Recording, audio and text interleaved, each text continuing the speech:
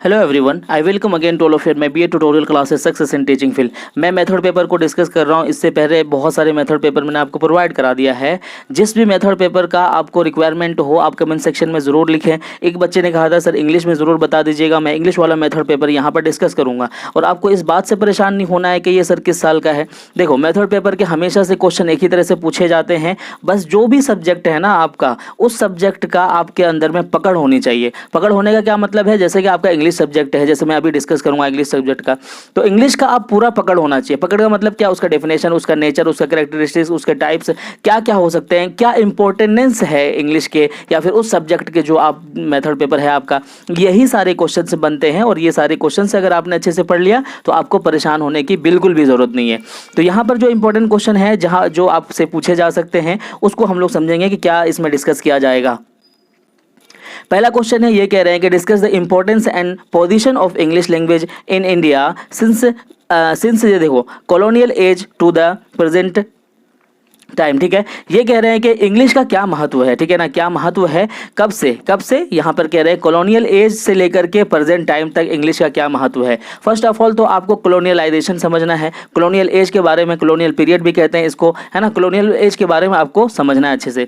आपने ऑब्वियसली पढ़ा होगा ये सारी चीज़ें। ये हिस्ट्री जब आपने 8वीं क्लास का पढ़ा होगा, 8वीं क्लास में कॉलोनियल एज को अच्छी तरीके से बताया गया, उसको अच्छी तरीके से समझाया गया है। मैं यहाँ पर आपको एक डायरेक्शन दे देता हूँ। देखो, एक वर्ड में अगर मैं बोलूं तो कॉलोनियल एज को क्या कहा जाता है। कॉलोनियल एज का मतलब होता है एडमिनिस्ट्रेशन ऑफ ब्रिटिश, यानी कि ब्रिटिश जब 90th सेंचुरी में इंडिया में यहाँ पर क्या कहते हैं पूरी तरीके से क्या कर लेता है, कब्जा कर लेता है। और यहाँ पर जो अंग्रेज थे, है ना, अंग्रेज थे, वो यहाँ पर क्या करते हैं, बहुत हमला करते हैं। कि आते तो वो क्या ट्रेड की वजह से आते हैं, यानी कि बिजनेस करना है मुझे, लेकिन वो क्या करते हैं धीरे धीरे से यहाँ पर वो कब्जा जमा लेते हैं और इस इंडिया को वो क्या करते हैं कॉलोनी बना लेते हैं। ठीक है, कॉलोनी बना लेते हैं और उस पर कब्जा करके एक कॉलोनियल की तरीके से अपनी चीज़ें लागू करने लग जाते हैं। जैसे कि यहाँ पर जो है इकोनॉमिकली एक्सप्लॉयटेशन करने लग जाते हैं, अपना रूल अपना लागू करने लग जाते हैं, अपना कल्चर, अपना लैंग्वेज, अपनी सारी चीज़ें वो यहाँ पर रूल रेगुलेशन, है ना, हर चीज़ें यहाँ पर वो क्या करते हैं लागू करने लग जाते हैं। तो पूरी तरीके से अगर ये कहा जाए कि जब से ब्रिटिश लोग यहाँ पर आते हैं और आकर के अपनी सारी चीज़ें, है ना, एडमिनिस्ट्रेशन करना शुरू कर देते हैं, तो उसी को हम कॉलोनियल एज बोलते हैं। और उसी वहीं से इसका लिटरेचर भी शुरू होता है। आपने इंग्लिश लिटरेचर में इसको पढ़ा होगा। तो वो क्या करते हैं, वो सारी चीजें लागू करने के साथ साथ में अपना लिटरेचर भी लागू करते हैं। यहां पर एक सबसे बड़ा जो नाम आता है, जॉन स्मिथ का नाम सुना होगा आपने। ये लिटरेचर की दुनिया में, कॉलोनियल एज में लिटरेचर की दुनिया में ये बहुत बड़ी बड़ी किताबें लिखते हैं और वो यहां पर पूरी तरीके से अपना कॉलोनियल लिटरेचर भी लागू कर देते हैं। ठीक है ना, वो अपना जो ब्रिटिश काल से ही अपना कॉलोनियल लिटरेचर लागू कर देते हैं।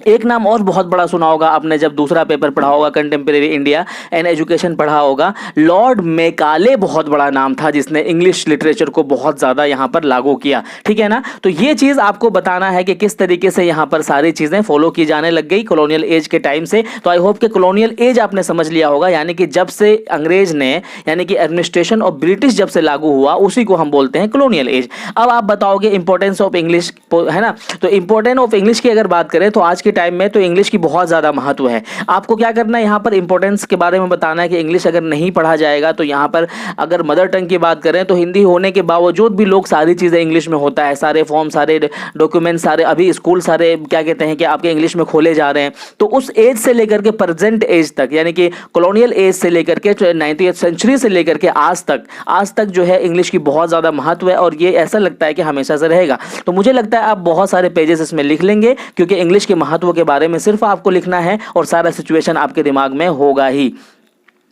दूसरा क्वेश्चन देखते हैं। दूसरा क्वेश्चन में ये क्या कह रहे हैं, ये कह रहे हैं कि describe briefly the main problems that are faced in teaching and learning English as a foreign language in India. Obviously foreign language है ये हमारे लिए इंग्लिश, तो हमें क्या क्या फेस करना पड़ता है ये सारी चीज़ों को सीखने में, यही पूछ रहा है सिंपल। तो ऑब्वियसली आपके माइंड में बहुत सारे कंटेंट आ गए होंगे और फिर आप बहुत ज़्यादा लिख सकते हो। मैं एक तरीके से आपको डायरेक्शन कर देता हूँ खाली। देखिए, प्रॉब्लम तो ऑब्वियसली फेस करेंगे जब ये फॉरेन लैंग्वेज है। तो यहाँ पर प्रॉब्लम फेस क्या करते हैं कि ऑब्वियसली अगर फॉरेन लैंग्वेज है तो उसका प्रोनाउंसिएशन हम नहीं समझ पाते हैं, उसके जो मटेरियल्स है उससे अच्छे तरीके से हम नहीं समझ पाते हैं। यहाँ पर टीचर इंग्लिश के बहुत कम अवेलेबल हो पाते हैं, अगर हो भी पाते हैं तो वो क्या करते हैं, बाइलिंगुअल होकर के पढ़ाना या फिर मल्टी या फिर ट्रिलिंगुअल होकर के पढ़ाना इतना ईजी नहीं होता है। तो बहुत सारी चीज़ें फेस क्या करते हैं कि बच्चे जो है उतना अच्छा प्रोनाउंसिएशन नहीं कर पाते हैं, बच्चे उसमें बहुत ज़्यादा इंटरेस्ट नहीं दिखा पाते हैं। बच्चे देखो कई कम्युनिटी तो आज भी इंग्लिश को सीखने को ही गलत बताते हैं।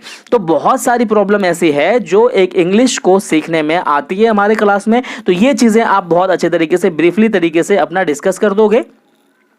बढ़ते हैं नेक्स्ट क्वेश्चन की तरफ, ठीक है ना। तीसरा क्वेश्चन ये आपसे कह रहा है,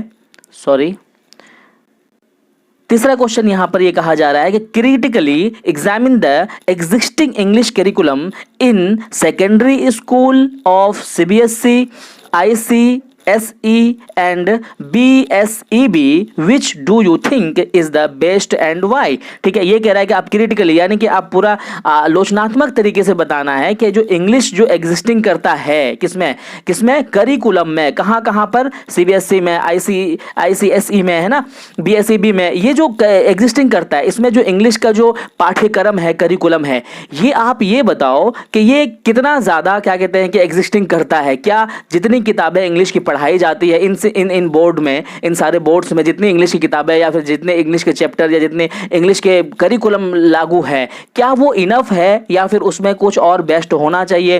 क्या इंग्लिश की और भी किताबें पढ़ाई जानी चाहिए, इंग्लिश के और भी क्लासेस बढ़ाने चाहिए, क्या इंग्लिश के और भी स्कूल्स क्या कहते हैं खोले जाने चाहिए? ये सारी चीज़ें पूछ रहे हैं। तो ये कि फर्स्ट ऑफ ऑल आपको बताना है कि इंग्लिश के महत्व बताना है और यहाँ पर जो जितनी किताबें चलती हैं, जितनी किताबें पढ़ाई जाती हैं, और आपके हिसाब से क्या उसमें और भी क्या होना चाहिए, मैनिपुलेट होना चाहिए, क्या उसमें और एडिशन होना चाहिए, ये चीज़ें आपको लिखना है। तो सिंपली इंग्लिश के बारे में ही आ रहा है, उसके महत्व के बारे में ही सारा क्वेश्चन पूछा जा रहा है, तो सारे आंसर आप बहुत इफेक्टिवली लिख पाओगे, इसमें कोई बड़ी बात नहीं है, ठीक है ना। अब हम समझते हैं चौथा क्वेश्चन क्या कह रहा है। चौथा क्वेश्चन कह रहा है what are the provisions and policies for language education given in the constitution. देखो लैंग्वेज पूछा हुआ है, इंग्लिश की कोई बड़ी बात नहीं है। लैंग्वेज के अकॉर्डिंग क्या कहते हैं कि आपका कॉन्स्टिट्यूशन बहुत सारे बनाए गए, एजुकेशनल कॉन्स्टिट्यूशनल प्रोविजन जो है बहुत सारे बनाए गए हैं। और ये चीज़ को मैंने कहाँ पर डिस्कस किया हुआ है, ये डिस्कस किया हुआ है जो आपका दूसरा पेपर है कंटेम्प्रेरी इंडिया इन एजुकेशन, वहाँ पर कॉन्स्टिट्यूशनल प्रोविजन लैंग्वेज को लेकर के बहुत सारे बनाए गए हैं। तो वहाँ पर जो आपका पेपर हो गया है, ऑब्वियसली ये सारी चीज़ें आपके माइंड में होगा ही होगा। पांचवा क्वेश्चन हम लोग डिस्कस करते हैं।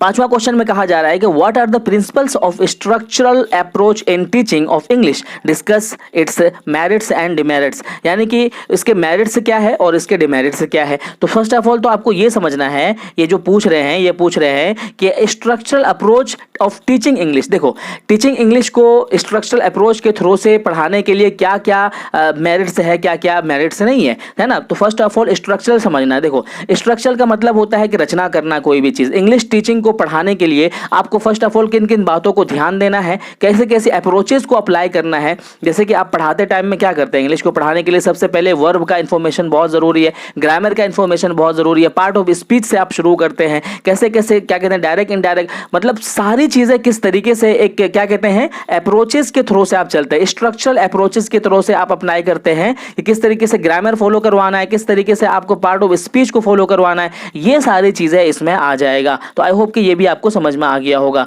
अब हम बढ़ते हैं नेक्स्ट क्वेश्चन की तरफ जो लास्ट है आपका। इसमें कहा जा रहा है discuss in details in different type of reading. देखो बच्चे रीडिंग के बहुत सारे टाइप है। फर्स्ट ऑफ ऑल आपको क्या बताना है, रीडिंग होता क्या है ना, रीडिंग क्या होता है। रीडिंग का एक डेफिनेशन दे देंगे, जैसे कि reading is a complex cognitive process. Reading is a complex cognitive process. और इसको कितने भागों में बांटा जाता है, इसको दो भागों में बांटा जाता है। पहला भाग क्या होता है, पहला भाग होता है आपका ओरल, जिसे हिंदी में क्या बोलते हैं, मौखिक बोलते हैं, ठीक है ना, मौखिक बोलते हैं। और जिसको ओरल का क्या मतलब है, जहां पर मौखिक में हम क्या करते हैं, जहां पर हम लॉर्डली यानी कि जोर से पढ़ते हैं, जैसे बच्चे को हम कोई चीज रटवाते हैं ना तो वो ओरल में आ जाता है। दूसरा टाइप होता है आपका साइलेंट। साइलेंट में हम क्या करते हैं, किसी भी चीज को बहुत ज्यादा अंडरस्टैंडिंग के लिए अच्छे तरीके से समझ करके उसको पढ़ते हैं, ठीक है। अब ये जो साइलेंट के जो टाइप्स है ना, उसके 4 टाइप्स है, ठीक है ना। तो ये सारे टाइप्स आपको लिखने हैं, ठीक है ना। पहला आपका क्या हो जाएगा, पहला हो जाएगा आपका स्कीमिंग, ठीक है, स्कीमिंग हो जाएगा आपका। स्कीमिंग जब हम करते हैं तो यहां पर क्या होता है, हम सिर्फ और सिर्फ जनरल आइडियाज को लेने के लिए यहां पर सिर्फ हम क्या करते हैं, यहां पर सिर्फ जनरल या फिर जो मेन आइडियाज होते हैं, ठीक है, उनको हम समझने के लिए स्कीमिंग करते हैं।